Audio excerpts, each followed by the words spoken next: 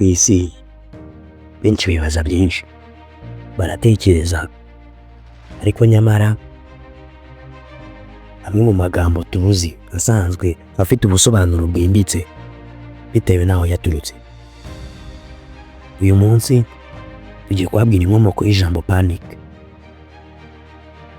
Ijambo panic rituruka ku izina ry'Imana y'Abagiriki yitwa Pana. Pana yari inyamaswa y'igice cy'umuntu n'igice cy'ihene, afite amaguru y'ihene n'imisatsi myinshi ku mubiri.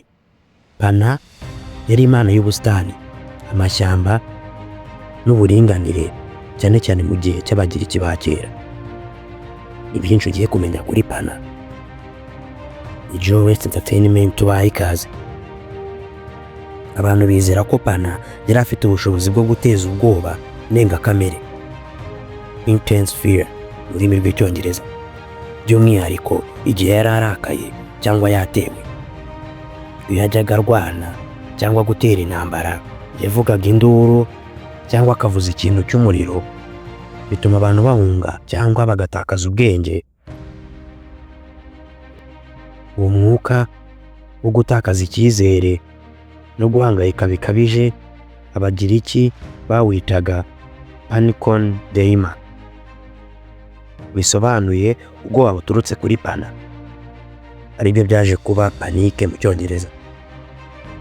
Ijambo ryatangiye gukoreshwa ahagana mu kinyejana cya 17 mu ndimi z'i Burayi, risobanura ubwoba bukabije. Ahantu hihariye hasengwaga Pana hitwaga Banias cyangwa Banias mu gihe cy'Abaromani. Uyu mujyi wubatswe ku nkengero z'umusozi wa Hermon mu majyaruguru ya Isiraheli, hafi y'imbibi z'Ububiligi. Lebanoni y'ubu hafi ya Siriya na Isiraheli. Umujyi wa Banias wahindutse Banias, wubatse mu majyaruguru ya Isiraheli hafi y'umupaka wa Libani. Uyu mujyi wubatswe ku nkengero z'umusozi Hermon, ahantu atari hamenyerewe gusengerwa n'Abisiraheli, ahubwo hahoraga amacakubiri n'iyobokamana y'abanyamahanga. Nyuma y'itsindwa ry'Abagiriki n'Abaroma mu kinyejana cya mbere mbere ya Yesu Kristo, Abaroma bigaruriye aka karere, ariko ntibasenye imico y'Abagiriki, ahubwo barayemeye, bayongereyeho iyabo. Ni muri urwo rwego umwami Herode Agrippa yubakiye imbaraga z'ubutegetsi bwe gutuza no gushimisha Abaroma, yubaka imijyi mishya harimo Paneas, awita Caesarea Philippi mu cyubahiro cya Kayizari w'Uburayi. Ku rusengero rwa Pana rwubatswe nicyo rwari rugamije. Muri Paneas habaga ubuvumo bunini, aho havaga inkomoko y'umugezi wa Jordan. Abaturage baho bemeraga ko muri ubwo buvumo ariho Pana, imana y'ubusitani, amashyamba n'imyidagaduro aba. Urusengero rwe rwubatse ahagana mu kinyejana cya 3 mbere ya Yesu. Abo ni mu mwaka 200 kugeza mu mwaka 150 mbere ya Yesu Kristo. Rukomeza gukomerera mu gihe cy'Abaroma. Ibikorwa byahaberaga harimo gutamba ibitambo by'abantu cyangwa amatungo kugira ngo bashimishe Pana, gukwirakwiza amaraso ku buvumo kuko bizeraga ko niba atinjiyemo ahubwo akameneka inyuma, Pana yari yakiriye icyifuzo. Hakoreshwaga imyidagaduro ya gipagani nk'imbyino, ubusambanyi n'udutsiko tw'abantu bigiraga nk'Imana. Urusengero rwa Pana rwari igicumbi cy'ubupagani bukomeye, rukaba umwe mu mitambagiro itavugwaho rumwe mu mateka y'Abaromani. Ingaruka byagize ku mico, ubukristo n'isi yose. Ku baturage bose bo mu kinyejana cya 4, rwa rusengero rwa Pana rwagize ingaruka zikomeye ku baturage b'akarere, kuko rwahindutse ihuriro ry'amadini y'abanyamahanga, rihungabanya imyizerere y'Abayahudi. Cyateje imbere imyemerere y'ubwoba n'ibitambo, bamwe batamba abana babo cyangwa amatungo y'agaciro mu kivunge. mu iyobokamana ry'Abayuda n'Abakristo. Aho hantu hagiye havugwa nk'irembo ry'imyuka mibi, bikaba ari byo Yesu yashyizeho urufatiro rw'itorero rye. Ubwo tubisanga muri Matayo igice cya 16:18.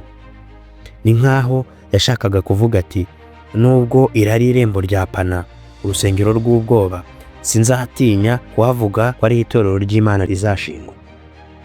Inyigisho Gates of Hades yavuzwe na Yesu yahuraga neza n'aho habaga urwo rusengero, kuko abantu bemeraga ko ibuye rinini riri imbere y'ubuvumo ari irembo ry'ikuzimu, aho imyuka mibi n'imana za gipagani zitembera.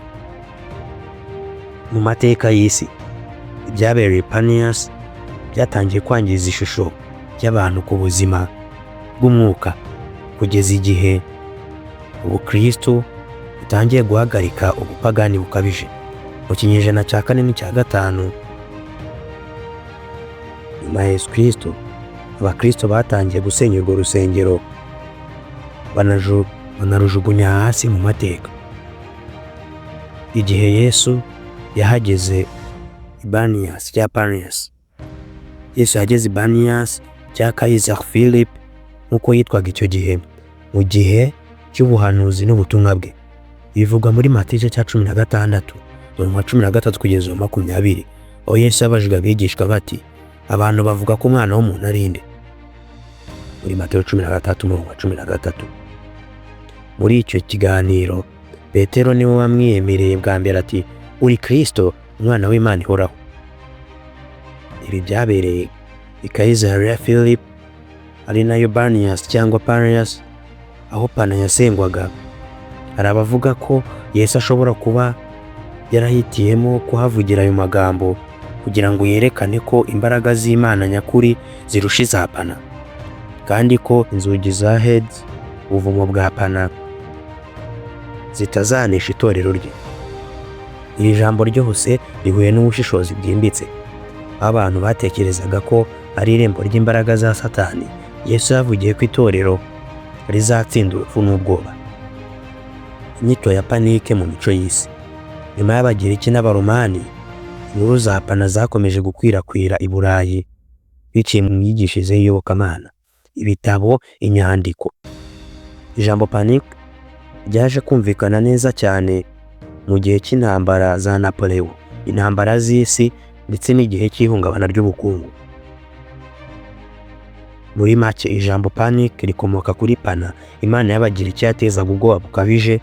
Aho yanyuraga ikaba yasengagwa Ipanias cya Banias, aho hari urusengero rwubatse mu buvumo byafatwaga nk'irembo ry'ikuzimu. Aho ari naho Yesu yagiye kwigisha, agahagarika imigenzo ya gipagani, agashinga urufatiro rw'itorero rye. Kuri benshi, urwo rusengero rwasaga n'impumuro y'urupfu, ariko Yesu yari ahinduye ahantu umucyo. Ku myaka yagiye ihita, Pan yahindutse ijambo rusange rikoreshwa mu ndimi nyinshi, risobanura ubwoba butunguranye kandi bukabije. Kora subscribe kuri Joe Entertainment kugira ngo uzabe mu ba mbere mu kubona ibiganiro byacu, harimo nk'ikiganiro tuzabakorera idayimoni yitwa Asmodeus cyangwa se Osmodeus Demon. Yari Ishimwe Joel, ndabashimiye.